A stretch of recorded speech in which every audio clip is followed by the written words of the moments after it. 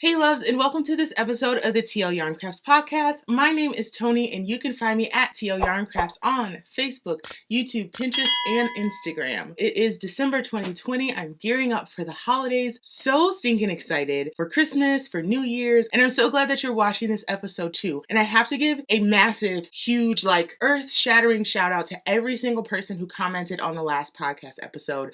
I asked a very simple question: how are you doing? And so many of you took a moment to get vulnerable and really dig into your feelings, and I appreciate you doing that with me. I also asked what you guys are doing to pass the time lately, and a lot of you said craft, which just made my heart sing. But for those of you who are still looking for a really productive way to spend your free time, let me tell you a bit about today's video sponsor, Skillshare. So Skillshare is an online learning platform for people who are creative or just curious about different topics. Honestly, no matter what you're into, Skillshare has the class for you. I took a class on improving my iPhone photography, really stepping up my Pinterest game, and a class on how to save my dying houseplants. I mean, it was getting pretty dire over here. Now, when you sign up for Skillshare, you get access to thousands of classes that you can take at your leisure for less than $10 a month when you sign up for the premium membership. If all of that sounds really good for you, you can sign up right now for a free membership. The first 1,000 people to click the Skillshare link down in the description will get 3 free months on the platform.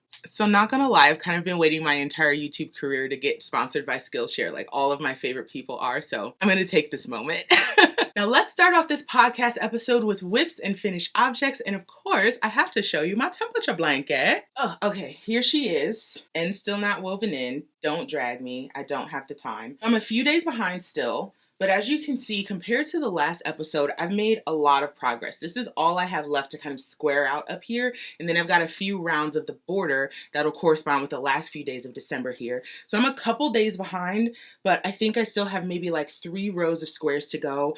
I'm still so in love with this blanket. Like every time I look at it, it's just like a pixeled representation of this year. And I've also, of course, got my special square for my birthday because that's my favorite day of the year. My plan for the rest of the holiday season is to finish up my blanket, weave in these ends. Then I could start on my next temperature blanket. So as promised in the last episode, I pulled the colors for my next year temperature blanket, and I'm going to show you guys. I really, really hope you like them. Oh my gosh, I'm obsessed, obsessed. Oh my god, it's so good. So this, my friends, is Cascade 220 Superwash Merino. It's 100% superwash merino wool, and it comes in all of these beautiful solid colors. So kind of the color palette I was going for was like cottage by the sea, if that makes sense. So think of like a really adorable cottage right next to the sea, not the ocean, not a lake, but the sea specifically. Yeah, that's kind of what inspired this whole situation here. So I didn't realize, honestly, until all the colors showed up, that I have a lot of blue in here, and I don't use a ton of blue. So I think it's going to be a really interesting journey through 2021, kind of seeing how this works up. Now, as far as the actual design, I am still waffling between 2 different ideas, one of which is very granite stitch heavy, and the other one is leaning more towards Tunisian crochet. Probably on New Year's Eve, I'm going to flip a coin and decide. I don't know. I'm still not sure. Now, if you are interested in doing a temperature blanket for 2021, or maybe just figuring out what temperature blankets are, I have tons of links down below for what temperature blankets are, answering your questions, ideas for what designs that you can use. Get all of the temperature blanket know-how that you need by clicking the links down in the description. Also, here in Whips and Finished Objects, I want to share with you one of my latest free patterns, and that is the Merci cloth. So the Merci cloth is designed with Dishy from We Crochet. All through 2020, I've done a pattern with them every month, and this is my last and honestly one of my most exciting patterns that I've done with them. So here's the deal. I drag cotton yarns like nobody's business. It takes a lot for me to warm up to a cotton yarn. I don't know why. Probably because I want to go as far from the stereotype of cotton and crochet as possible. But something about Dishy, it just did it for me. And I think the difference is the twist on it. So if you've used Lily Sugar and Cream or something, it's a nice enough cotton yarn, but the twist kills me every time. It's just not twisted tight enough. And that's what Dishy does that I think some of those kitchen cottons don't do. The twist on this yarn is really tight, so you get all the softness and all the integrity with amazing stitch definition, and it just looks better in my opinion. So for the Merci cloth, which is a free pattern on my blog, you get a washcloth size, which is 8 by 8, but you also get this nice big hand towel. which matches my shirt. I didn't do that on purpose, I swear. And also, you'll notice that these have a little hang tag on them, so you can hang them off a hook in your bathroom if you just want them to be cute. But I have several in my bathroom right now that I've actually used. They've held up really well. The only thing, of course, you always have to keep in mind with cotton is that it's going to fade a little bit over time, but these colors are so nice and saturated that you're going to get a lot of use out of them before they start looking a little dingy. You can check out the Merci cloth pattern. I've got a link down in the description, or go to my blog, TLYCblog.com. Alrighty, and lastly here in Whips and Finished Objects, I'm sure you want an update on the sweater that I talked about in the last episode. Here, I'm going to show it to you. Does it look like a sweater? Okay, here's what happened, okay?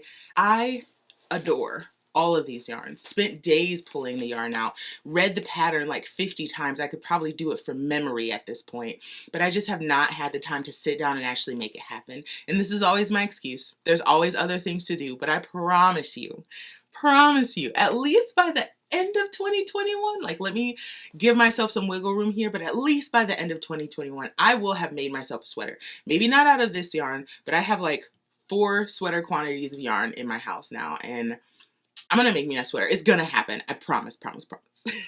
And now, my friends, it's finally time for hashtag yarn love. And have I got some fun stuff for you? So the first thing that I have to start with are the holiday advents that I signed up for here in 2020. If you're not familiar already, there are a lot of indie dyers out there, and they like to do something special for the holidays, some of which are advents. And it's basically a countdown to Christmas where you open a mini skein every single day. So I got really obsessed with advents this year. Last year I only got 1. This year I got 3, one of which I gave to my mom for Christmas, so I hope she's not watching this yet. So the other 2 came from Woolberry Fiber Co. and Ken Yarn, 2 of my absolute favorite dyers. Like, I feel like these 2 people combined are like the TL Yarn Crafts aesthetic. So the Woolberry Fiber Co. advent started on December 1st, and every single day I've been going into my stories on Instagram and opening them up right there, pretty much live. The colors are just like, can you see this? Here, let me get close. Let me make sure you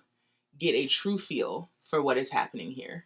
What I'm doing with these is I'm making myself a big ol' granny square blanket. So I already started with a few of the colors. I'm able to get 2 granny squares out of each of these little mini skeins. So I'm just gonna make up all the granny squares, mix them up, and seam them together. Now, I do want this to be a big old blanket, and the number of mini skeins that I get with this kit is not going to be quite enough for the size that I want. But luckily, your girl hoards yarn like crazy, and I've got mini skeins coming out of my ears. I rooted through my stash and found like a whole bunch of other minis that I thought would match really well with the scheme that we've got going here. So one day that's going to become a granny square blanket, and I'm gonna be in heaven, like a full-on fingering weight merino wool granny square blanket. Like, these are all of my favorite things in one project. So keep an eye out on that. The other advent I got is from Jake at Ken Yarn, who's like my maker bae. Now, Jake went a little bit off the beaten path with his advent. So it's a countdown 12 days out from Christmas, and you open a mini skein every single day, and then you've got a full-size skein on the very last day. But he went with DK weight yarn, and he's going for a fade. And the fade is working up so beautifully so far. It's really fun, kind of eclectic, really playful, just like Jake is. You can see all of his personality in this advent. Don't know exactly what I'm going to do with his yet, because it's so special and so fun and so colorful. I feel like I have to do something really intentional. So I'm going to get my brain working. Now, if you are interested in mini skeins, especially as a crocheter, it can be a little bit tricky to know what to do with these. So I've linked down below to a few resources for really great mini skein projects, one of which being my Fairbanks Advent shawl. Shameless plug, completely shameless. I will plug myself all day on my own podcast, and that is what it's going to be. But if you've never tried out mini skeins, you absolutely have to. They're so fun to work with. The instant gratification is just off the charts. Outside of advents, I have been doing some other yarn shopping, one of which was a total impulse buy from my girl at Casual Fashion Queen. Here we go, here we go. Oh, all right, let me get closer. I'm going to show it. Just relax. Here I come. Get a feel for that. Like, get up into that. Like, what is this even? It's so beautiful. I can't deal. One of the things I really like about Casual Fashion Queen is that unlike some indie dyers, she just puts stuff up in her shop when she has free time and when she has things made. So I just happened to run across one of her Instagram posts when she talked about kind of a mini impromptu shop update. So this color is called Sun Bleached Bone. It's a really pretty kind of like tan, almost leaning very faintly pink neutral color, and I love it because I feel like this is the kind of color you just need to have in your stash to offset some of the more colorful skeins that you sometimes have. Now this one is called Symphogear, which I don't know exactly what that means, but I do know that this is absolutely gorgeous. I love that you've got this really kind of beautiful rainbow of speckles and gorgeousness going on, and then it's all toned down with this strip of gray that runs through like the whole other half of the skein. I have no idea what this is going to become. Casual Fashion Queen has these really great updates. She's got this amazing eye for color. You never quite know what you're going to get from her, which I really like. If you're not up on Casual Fashion Queen yet, like I feel like she's one of the hidden gems in the hand-dyed yarn community. Like, you need to make that happen. And the last thing I want to mention here in #YarnLove is Pearl Soho Worsted Twist. I had the distinct pleasure of trying out this yarn. Pearl Soho came out with some new colors in this yarn line, and they're absolutely gorgeous. Now, one thing that I really love about this yarn is that, again, just like Dishy, it has a really high twist, but it's merino wool, so it's got this softness and loftiness, so it's so squishy and beautiful to work with.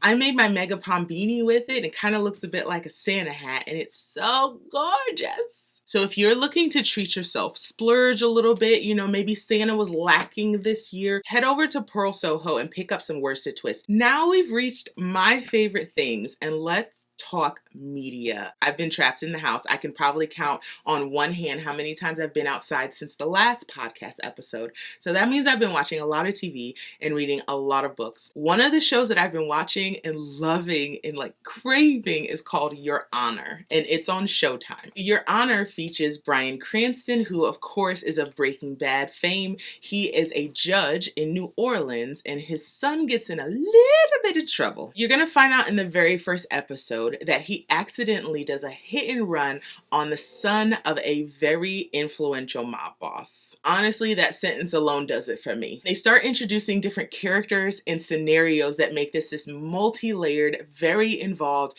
kind of spider web of drama. And ultimately, Bryan Cranston starts to unravel because he's trying to keep his son safe by any means necessary. But then there's also the family of the mob boss, and they're like, no, we need to figure out what happened here. And then there's a third family that gets wrapped into it because everybody's trying to place the blame somewhere else. So if you love drama, if you love thrillers, if you love not knowing what's going on and just being totally frustrated and being really mad when they leave you at cliffhangers at the end of episodes, then you should watch Your Honor on Showtime. It's really good. On a lighter note, I watched a stand-up by Ron Funches called Giggle Fit. If you don't know Ron Funches' face, I'm sure you know his voice. He's done voices in Trolls, he's done voices in Bob's Burgers, he's done voices on a show called Hoops on Netflix that I inhaled. Like, it's so stupid funny. So I was scrolling through Google Play and just looking up some different stand-ups to rent for the evening, and Giggle Fit popped up. It was only like $4 to rent, so I was like,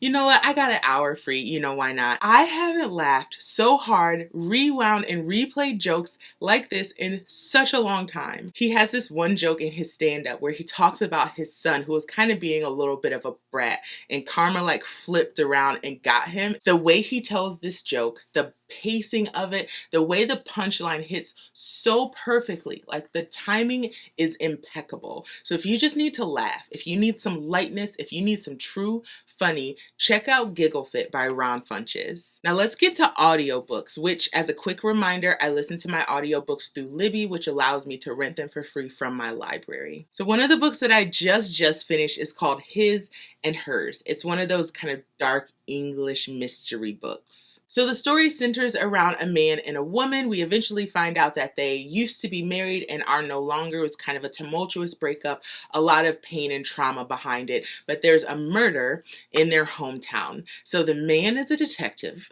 and the woman is a reporter. They find out that they've got a serial killer on their hands, and they start connecting some dots that brings this murder a lot closer to home than they were expecting. What I really liked about this book is that you get the perspective of both him and her throughout the whole thing. And you can see kind of where their perspectives mirror each other and where they're completely different when they're looking at the very same thing. As usual, I was listening to this book on 2x speed, and even that wasn't fast enough for me. I was like, we need to get to the next thing. It gripped me so hard. I finished this book in just 2 days, and that's only because I needed to stop and cook dinner and spend some time with my husband. Now, the twist at the end is something I did not see coming at all. The book kind of sets you up for this one particular person to be the killer, but it turns out to be somebody that we interact with through the entire story, but we never really give them the time of day to be like, wow, you could have done this. So by the end of it, I definitely felt super satisfied. We find out who the killer is, we find out why exactly they did it, and then we get a better feel for kind of how things progress after the situation's been neutralized. Another book that I recently finished is called The Nest. Now what happened is I watched The Nest on HBO, and it said it was based on a book, so I went and found The Nest in the Libby app, but The Nest the book and The Nest the show, not the same thing, like not even close. The Nest the book is basically a family drama where ultimately there's this nest egg of money that these 4 siblings are waiting for, but a portion of the money got used by one of the siblings because they were in a car accident. You would think, sure, no problem, if they need the money, give it to them, that's my sibling, I love them. No, no, no, honey. No, no, no, no, no. This is not a lovey-dovey, I love my family, I'll do anything for my siblings kind of story. This is a, I can't believe you did this stupid thing and now I don't have the money to take care of my kids, save my business, get out of my depression. Like, it's a whole to-do. So by the end of it, you don't have kind of that warm and fuzzy feeling, like the family doesn't come back together like you'd expect them to, but you do have a sense of closure that eventually this situation that was so tumultuous and that tore this family apart does get resolved. So that one is called The Nest. You should certainly check that out too. So the last thing I'm going to mention here in my favorite things is a new skincare line that I recently tried, and it's called Coco Kind. So Coco Kind's claim to fame is that they use mostly, if not all, natural products, and that they're really affordable. I have issues with hyperpigmentation. I have a mild case of acne kind of all the time. There's literally always at least one pimple on my face. Today it's right here and it's driving me nuts. So Coco Kind was recommended to me by a friend on Instagram, and being as impulsive as I am, I stayed up till 3 o'clock in the morning, grabbed my credit card as I tend to do, and I bought like an entire line of products. So let me count down the products I got. I got the cleanser, I got the toner, I got the glow mist, I think.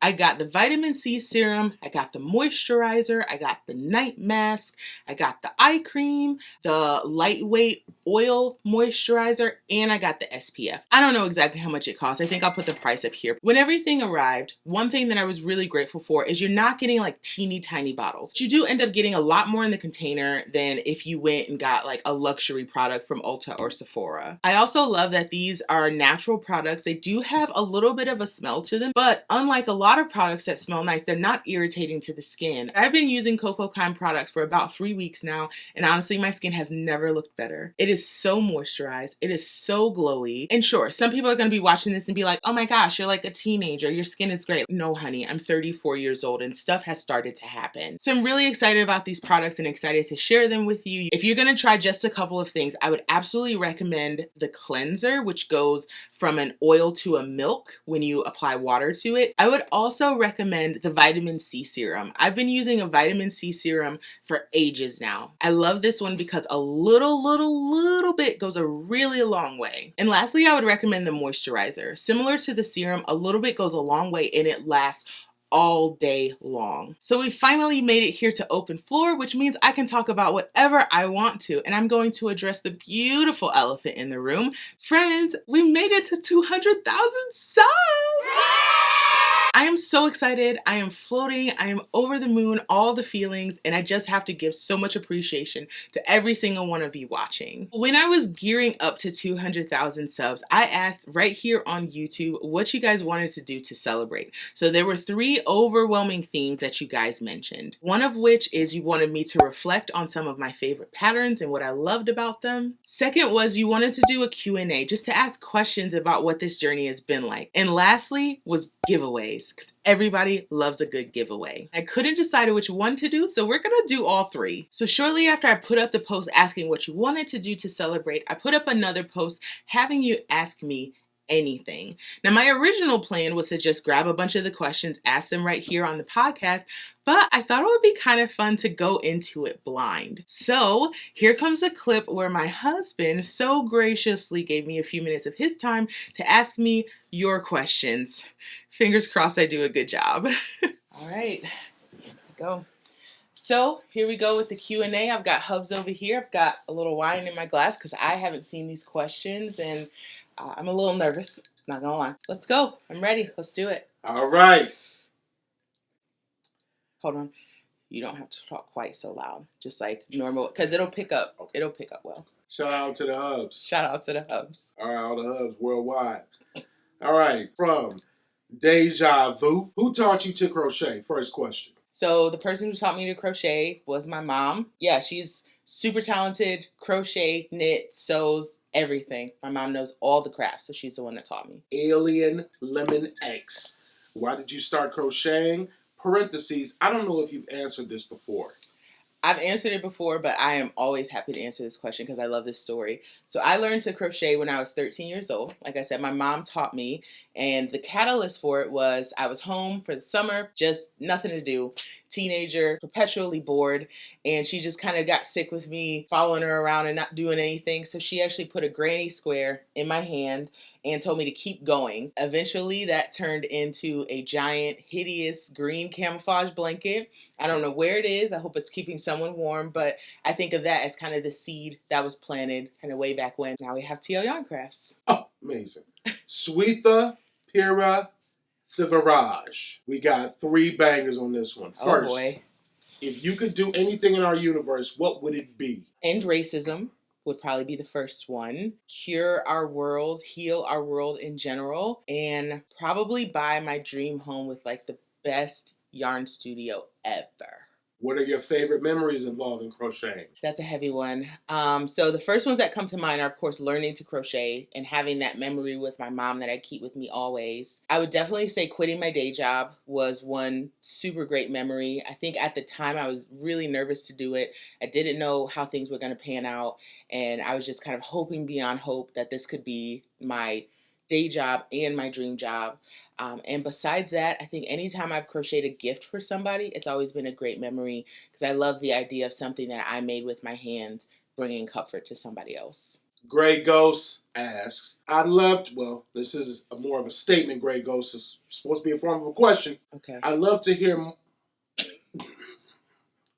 Grey Ghost, I'd love to hear more reflection on your position as a Black vocal femme crochet designer and the tokenization that potentially comes with that. It never escapes me whenever I make a video. The fact that I am a Black female crocheter, that I've experienced a modicum of success in this genre where there's not a lot of people that look like me. I'm always reminded how important it is for myself and other people that look like me to show up, to now pave the way and show the opportunity for other young, Black, super talented, really creative people to feel like they can come out and do these things. I know that when I started my YouTube channel in 2017, I didn't see many people that look like me. And now 3 years later, there are a few more of us, but not nearly as many as I'd like to see. So I'm going to keep doing what I do in hopes that I can inspire somebody else to give it a try. Me Leg asks, at what point did you decide to quit your day job? That's the first part. Now here's the caveat.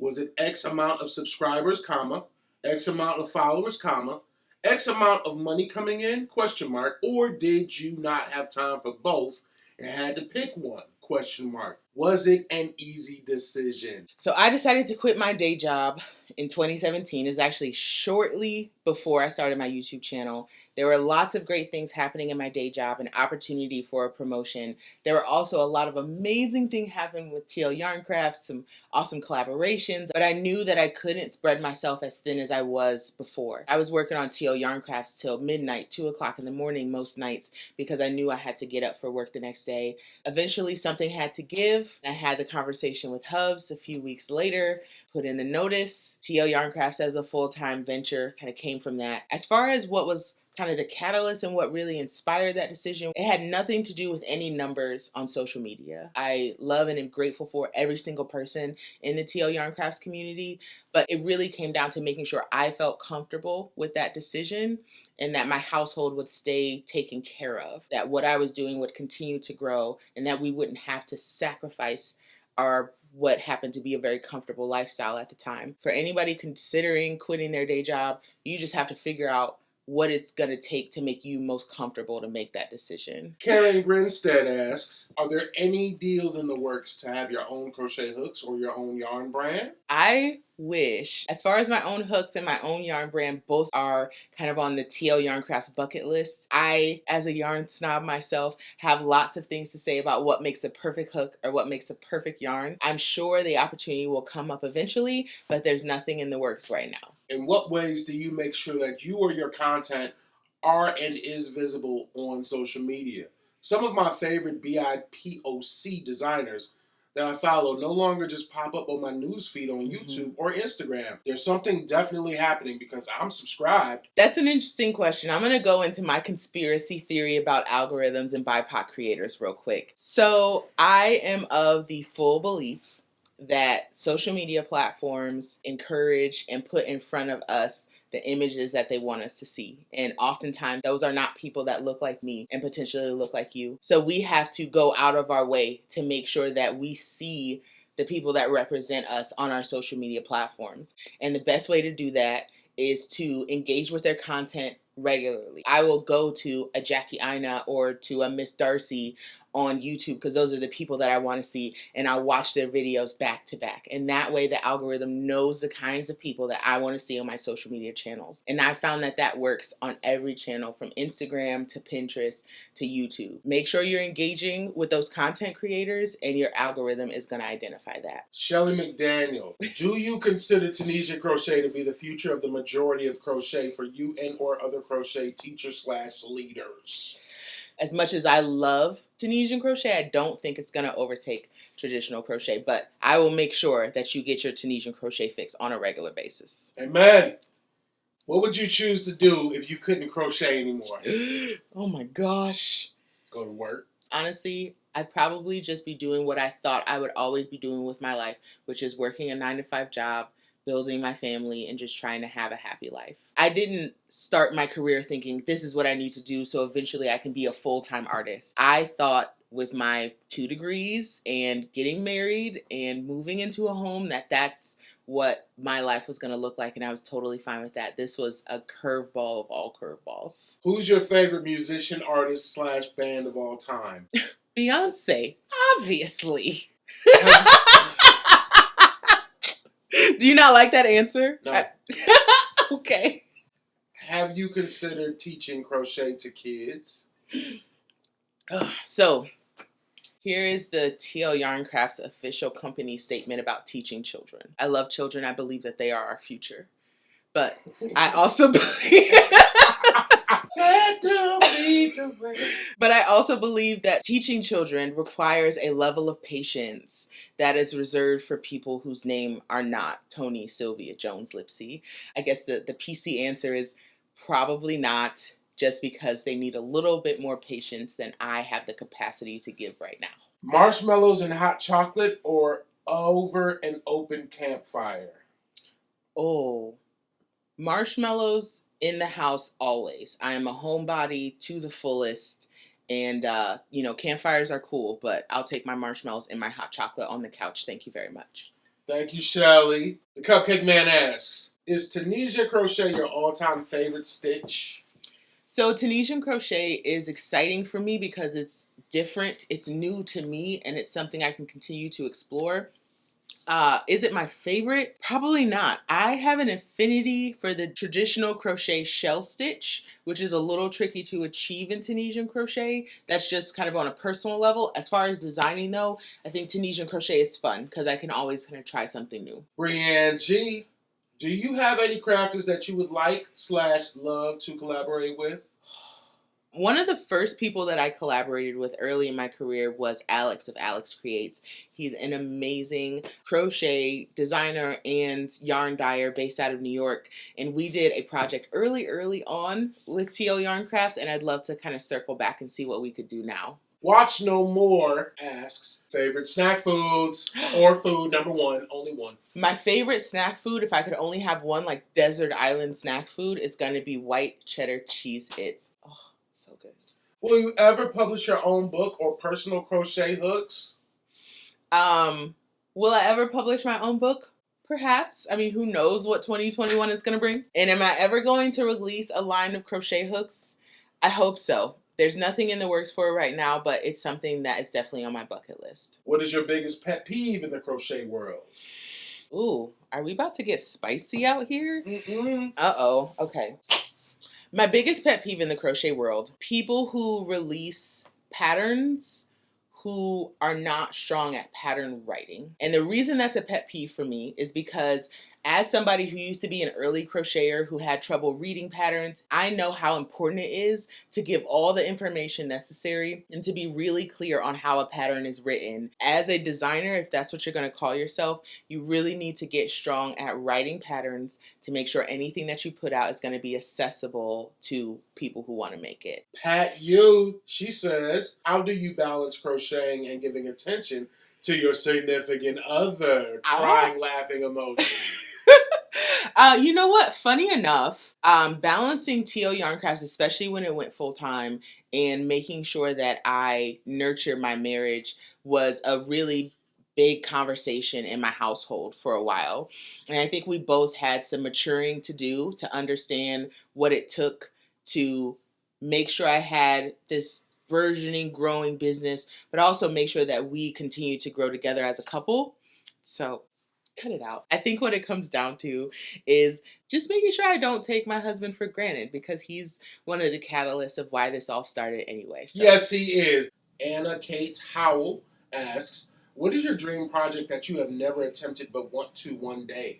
Honestly, I would love to knit myself a sweater one day. As much as I love crocheting, I really like the fabric and the drape that you get from knitting. And there are several knitting sweater patterns that I've pinned or saved on Ravelry that I want to try one day. And finally, the last question of the email. The last one? Oh my gosh, we're almost done. The last question of the chain. You mentioned that you have interest in men doing or performing crochet. Is there any attempt or any future plans for you and your husband to do crocheting together? If not, will you at least teach him? You've mentioned it before and you haven't done it yet. The people are waiting. They want to see greatness from your husband, the Hubs. Please let us know now. So there is kind of a long-running theme of me wanting to teach my husband how to crochet, and we are right around the holidays time, and I can let you guys know that he has promised me that for the holidays I can finally teach him how to crochet. So Christmas is in just a couple days from when I'm filming this. Fingers crossed, in the next podcast episode there are going to be some clips of Hubs finally trying out crochet. I'm sorry I didn't read the author of that. That was Jay Lip that asked that last question. So, with that being said... Oh, God. With that being said, that concludes the questions. Thanks so much, babe. And thank you, Peanut. Aren't you the cutest thing ever? So that was fun. I hope I did okay.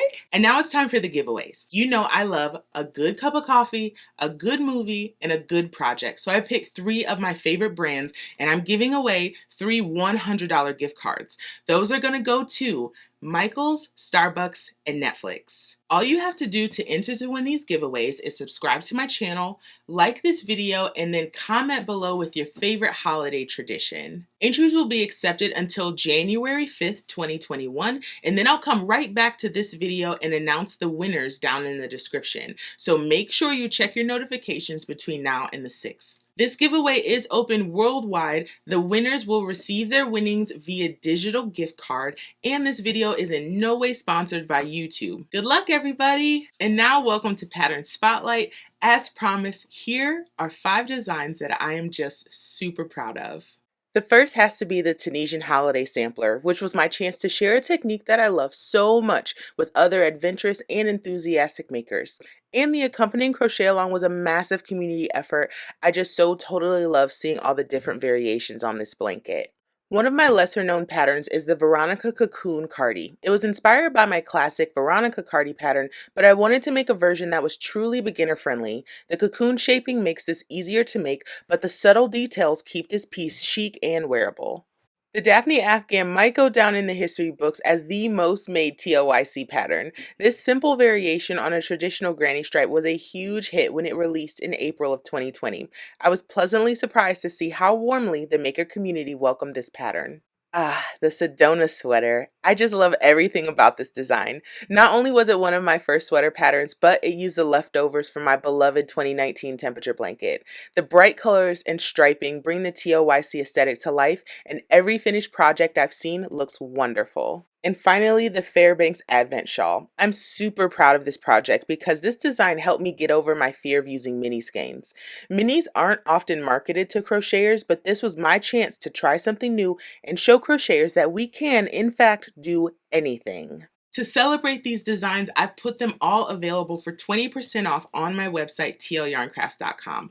No need for a coupon, just add them to your cart and the discount will be applied. I might be doing a little bit of overkill when it comes to celebrating, but one thing that I've definitely learned in 2020 is you really have to go hard for the little things. So I hope you guys will take part in the 200K celebration, and I just want to thank you again so much for going with me on this journey with TL Yarn Crafts. And now it's time for my final word, which is just a bit of encouragement to take you through your day on a lighter note. Today's final word is don't be afraid to dream big. So I'm just going to say it. 2020 was a legit gut punch. None of us saw it coming. None of us were prepared for it. None of us could plan for it. Over the last few months, I've heard stories of people getting a little bit down and depressed about the current state of things, myself included. It's been a really rough last few months. It's so easy to get discouraged with situations like this, but don't let it dampen your spirit. I encourage you to keep putting your heart's desires out there. Speak them with your mouth. Write them down in a journal. Tell them to friends and family and people that you care about. Put them out there in the universe to give the universe an opportunity to give them to you. And when I say dream big, I mean it. Start that business, buy that house, write that book. Get out of debt. And once you fixate on that thing that is going to bring you joy and create success in your life, don't let anything or anyone get in the way of it. I want to thank you so much for hanging with me on this episode of the TL Yarn Crafts podcast. Don't forget to enter those giveaways. I've got a timestamp down below so you can jump back to the entry details. As always, I'm Tony and you can find me at TL Yarn Crafts on Facebook, Instagram, YouTube, and Pinterest. Happy holidays and lots of love to you from me, the Hubs, Peanut Butter, and Shiva. Love you, Mom. Love you, Dad. And I'll see y'all in 2021.